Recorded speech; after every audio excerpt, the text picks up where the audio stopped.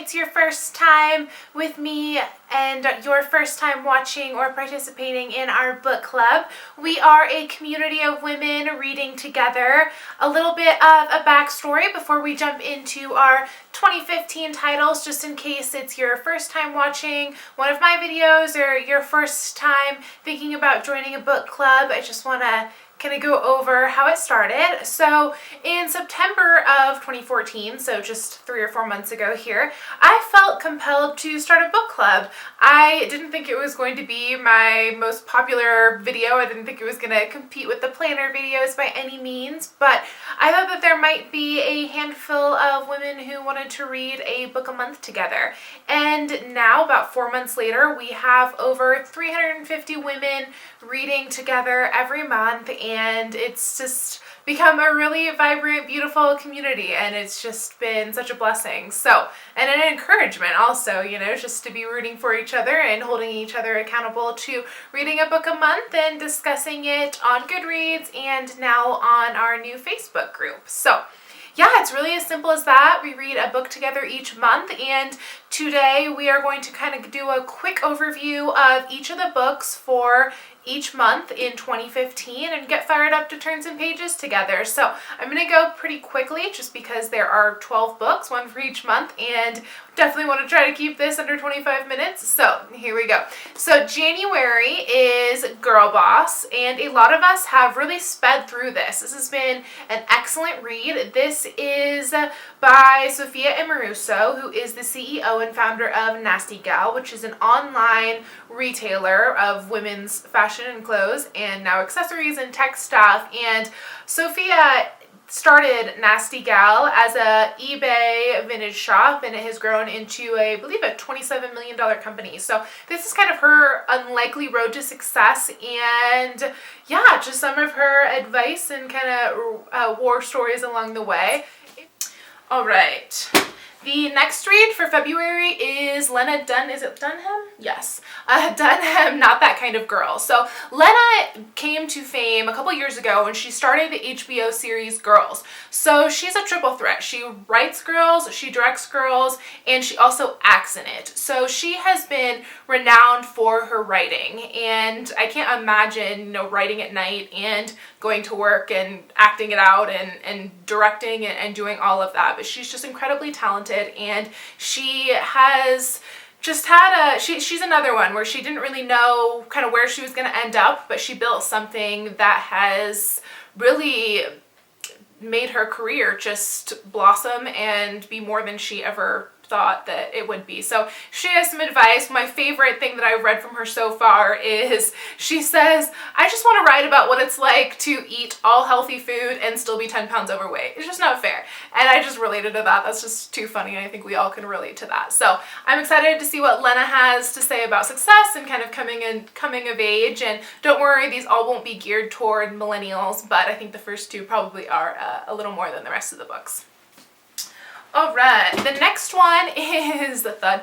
Amy Poehler. Gosh, I'm struggling with these names. Amy Poehler's Yes Please. So this book came out last year, as did the first 3 reads. So we're reading really things that have come out in the last couple years, mainly so that it's fresh and hopefully not everyone has read them. And if you have read one of these, I would definitely recommend what Merlisha told me she was doing, which is going back and reading maybe a book that she had missed in the interim. So I thought that was a great idea.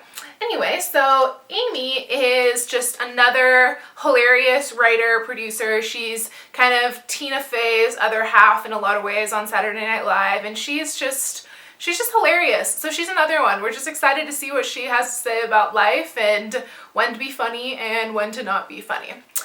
All right, so April I am so excited about, maybe most excited about this book in the first 6 months, and this is Diane von Frstenberg's book. So if you don't know Diane's story, she is a fashion empire queen. She, in I believe the 60s, but correct me if I'm wrong, in the 60s she created a wrap dress, and I guess I should kind of back up a little bit. She is famous for growing up in Brussels, and she was a princess. I forget who she married. She was a princess who was divorced and essentially had no way to support herself, and so she keep in mind this is the 60s, so she really wanted to be a woman that didn't need to depend on anyone else to pay her bills or to, you know, get things done. She wanted to grow into a different kind of woman than what was perpetuated at the time. And so she created this wrap dress, and it became a sensation. And along with that fashion sensation, it became a symbol of just independence and success. And, you know, it's been 4 decades now, and she continues to, you know, sell out of these wrap dresses, and the rest of her line is doing incredible. And she's built this fashion empire. So not only has she done that, she is a wife and a mother and a grandmother, and I've seen her homes in InStyle, and she just has beautiful homes, and one in Paris and one in Connecticut, I believe. And she just is that woman that we all want to be. At least I want to be the woman who can do it all, you know, and have this thriving empire and, you know, still have family, as she says, be her most important creations. So she's really the woman that has managed to do it all, which is kind of a very big discussion as women try to figure out how to balance everything. And I know that my life has kind of been dedicated to trying to figure out how to live a whole and healthy, well-rounded life. And so I am so excited to hear what Diane has to say about that. All right, May. So May's book is I Am That Girl, and this book came up when it was released in my Amazon Recommends For You picks, and the title really caught my eye. So I Am That Girl is just such a iconic name, because for me, I for years have kind of been saying, I just want to be that girl, you know, whether it's the one that's super put together, or kind of a beast corporate girl, or a girl boss, or, you know, I want to be in great shape, or, you know, whatever I've wanted to do. I've wanted to do it all at once, and I'm always saying to myself, okay, just get up and be that girl. And I always Jedi mind trick myself and say, you just have to make it through this hour, and even though there's like 8 more hours of whatever it is I'm doing, or just today, even though it's like every day. So anyway, I Am That Girl, I just think is an incredible concept, and one that is fresh in a lot of ways. And what it is a book that it's 30 stories that are compiled by 30 different women that really go into how they discovered their passion and learned to live with purpose and be that girl, you know, be that version of themselves, their best self. So whatever that is for them, and just to live an authentic life that is a accurate reflection of that person, and kind of, as Diane said, is the woman that they wanted to be. And I think that we all kind of recognize that gap between who we are and who we want to be, and it's choices that are in between point A and point B, but sometimes it's hard to even figure out how do I get to that place. So this book is just, it's timely, I would say. So I'm excited to read this one, and I actually had it on my nightstand for a while just because it was just an encouraging reminder, you know, be that girl. So that's May's read. June is a book I know a lot of us are excited about. So June's book is John Green's Paper Town. And if you read The Fault in Our Stars, which I did over the summer, last year I read 12 book to movie adaptations, and I plan to do the same this coming this coming year. So if you're interested in reading book to movie adaptations, I'll link that post below. But I just put together a list of 12 books to read before they hit theaters each month. And if you want, I'll do a video on that too. But back to John Green. So last year he released The Fault in Our Stars, which was a smashing success, and this year he is following it up with Paper Towns. You've probably seen on Pinterest, if you're a Pinterester like I am, and if you are, follow me below, and I'd love to see, you know, so-and-so followed you, and then I look at all your pins. Anyways, so you've probably seen on Pinterest the quote that says, I'm in love with places I've never been and people I've never met, or maybe it's the other way around, I'm in love with people I've never met and places I've never been. And that quote is from this book, and it kind of spurred a phenomenon. And yeah, it's kind of a high school story. This definitely would fall into the young adult genre, but, you know, it's kind of like The Fault in Our Stars. It's an incredible, impactful story regardless of your age, absolutely. So it's the story of a boy named Quentin, and he is just in love with this girl named Margot from afar, and they're in high school, and yeah, it's just kind of him discovering who she actually is as they go along. And I haven't read any of these books, so and if you have, and I'm totally butchering the plot, profuse apologies, but that's my understanding of the book, and I am excited to read that. The movie comes out June 19th, so this should be a pretty quick read, so I'm excited to read that and then go see the movie this summer. So this summer, we are kind of winding the midsummer down and on into fall with some lighter chicklet reads. I feel like the summer is just such a great time to read some lighter chicklet. So in that spirit, for July, we are reading The One and Only, and this was a request, as was Paper Towns and a few of the books we're reading, and the next one. And I think in maybe October or November, I kind of asked for requests, and not all of them are requests. I would say it's about 50-50, but this one was one that came up a couple times. And Emily Griffin, she wrote Something Borrowed and Something Blue, and I think she has 7 novels, and they're all just fun chicklet reads. A lot of my friends are fans, and I've never read her, so I'm excited to give this book a turn. And as I understand it, it's about a small town, and it's a girl, and I can actually kind of relate to this premise. She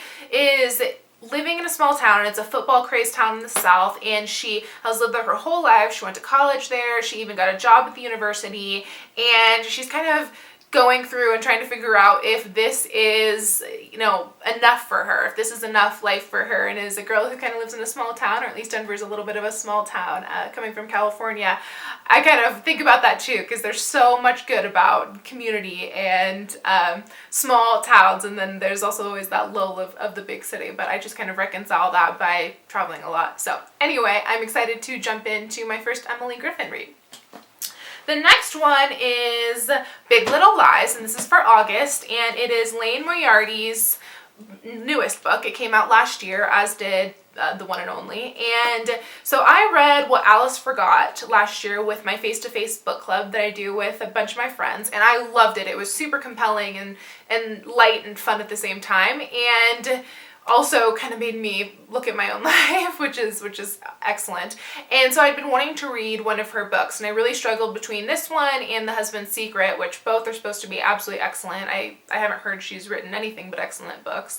So this book is another book similar to What Alice Forgot. It's about a group of moms. So there's 4 moms, I believe, and they are kind of like that PTA mom, and one's kind of trying to take over the PTA, as I understand it, and one's like a single mom kind of trying to dig it out. And then there's, I believe there's 2 other women, but it's kind of that classic tale of these 4 women's lives coming together and unraveling those secrets that they all have along the way, as I understand it. So I'm excited to read this one. This is kind of a heftier book, but these books just read so quickly, and if we love it, I'd definitely be up for reading another one of her books next year. And same with, almost any of these authors, all of these authors, if that is applicable. All right, the next book, it came out in 2013, and it is Chanel Bonfire, and this is our September read. So I couldn't help but pick a fashion-inspired novel for September and October, since that's kind of the high fall fashion months, and I thought that this would be a good read to kind of ease ourselves into the fall and come off of summer. So this is by a memoir by Wendy Lawless, and the best way to describe this book is her mom was a real life Holly Golightly in a darker sense, and she just kind of, but her mom was all over the place, and Wendy, was taking care of her younger sister, and she really wrote this book to kind of illuminate the fact that everybody has some crazy in their background, and I can definitely relate to that, and you might be able to also. It kind of feels like when you're younger, like everyone has these really put together families, and then you get older and you realize like there's really no such thing. So don't get me wrong, I know some incredible, very strong, conventional, traditional American families, or families in general, but a lot of times we all have kind of some crazy stuff in our background. So anyway, I'm really excited to read Wendy's book. The title just is so intriguing, and basically it's the story of when her mom comes home. This is one little piece. It's one of the chapters when her mom comes home, and she has, like, her and all her friends have dressed up in her mom's couture and like had a bonfire. So I thought that was so kind of iconic, and yeah, I'm excited to read this as we step into fall. All right, we're on the home stretch. Thank you for sticking with me. You are my faithful readers. So for October, we are reading Grace Coddington's memoir entitled Grace. And if you haven't heard of Grace, she has been the creative director for Vogue for, gosh, decades and decades. I want to say since the 70s. And before that, she was with British Vogue. And also, if you have Netflix, definitely before we read this, watch the September issue, because that will absolutely pique your interest in Grace's life. She's an absolutely prolific creative talent, and she has been Anna Wintour's right hand, and she really is responsible for creating Vogue, which is this artful masterpiece every single month. And this is just her story, including her illustrations and a lot of the famous pieces that she's done for Vogue. And yeah, she's just lived an incredible life, and she is winding down her career in some ways, and in other ways she's, you know, as young as she was 30 years ago. But I'm really excited to see what she has to say about her career and kind of looking back on the lessons she's learned, because Grace, definitely watch the September issue. It's on Netflix Instant, and it's worth an hour and a half of your time. It really will give you some insight into why this is going to be such a powerful read, and why I've heard it's such a powerful read. So November is by my all-time favorite author, and that is Shauna Niequist. I'm not sure if it's Nyquist or Niequist. I should learn to pronounce my favorite author, but Shauna is the author of probably my all-time favorite book, which is Cold Tangerines, and it's probably right behind me. Yeah, it's right there.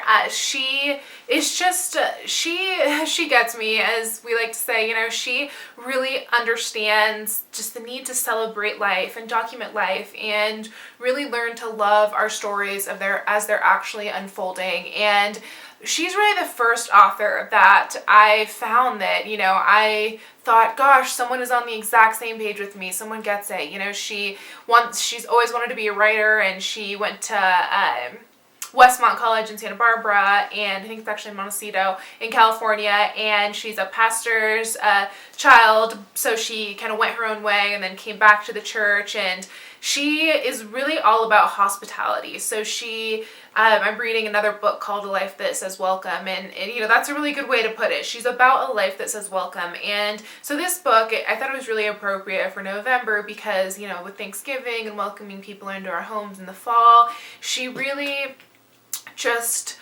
has this incredible life that just says, you know, one of her quotes is, you know, just tell people to come on over, our dinner's at 6. And really, this is a love story, as she put it, to life around the table. And yeah, it's going to be an encouragement for all of us that really want to invite people into our lives and live lives that, you know, say, hey, there's always a seat for you at my table. So I'm excited to read this. This came out in, I want to say 2012 or maybe 2013. And I've been saving it because I just love Shauna, but she has a devotional coming out this year, as well as another book called Perfect Ever Present. So I'm going to go ahead and dive into her latest read, because Cold Tangerines and Bittersweet, her first 2 books, if you haven't read them, definitely pick them up. They will rock your world.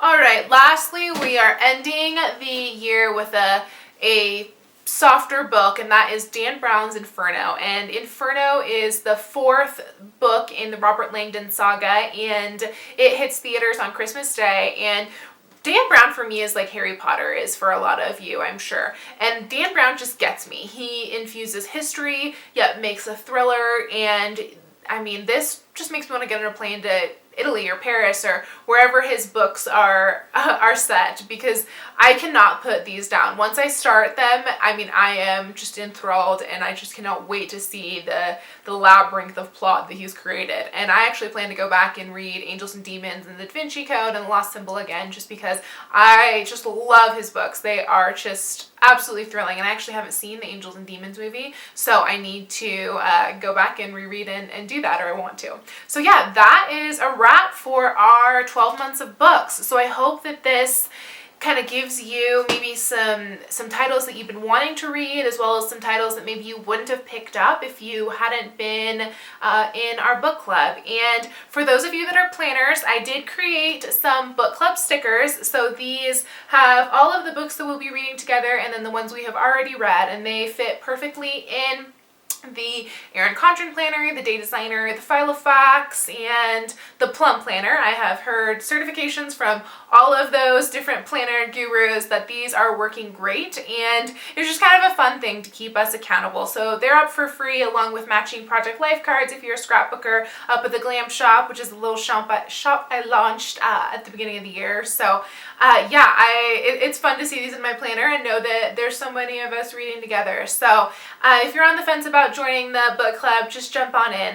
We're having a ball, and yeah, it's definitely a community that has enriched my life and has been a blessing that I didn't see coming. So along those lines, we are going to be doing our first Google Hangout, not Google Chat. So it's going to be the last Thursday of the month. And so for this month, when we discuss Girl Boss, it is, I have notes on the back here, the 29th. So Thursday the 29th, we are going to be meeting on Google Hangout, and it's going to be at 6 p.m. Pacific, 7 p.m. Mountain, and 9 p.m. Eastern. I know that that's kind of late for the East Coast folks, but that was kind of the only time I could get it in that would give people on the West Coast time to get home from work, or even if I'm on the West Coast, I need time to get home from work. So, yeah, it's going to be probably about an hour, and there's definitely already a big handful of us who are committed to that. We kind of had that discussion on the Facebook group and decided that that would be so much fun. So thank you for the recommendation, and yeah, it's just fun to kind of hear all your ideas and see what everyone thinks of the book. So also, another bit of housekeeping, which I mentioned in my last book club video, and that is we now have a Facebook page, as I just alluded, so definitely that's all linked below for you if you are a Facebooker. We're having some fun and sharing articles and videos, and I'm glad that you all persuaded me to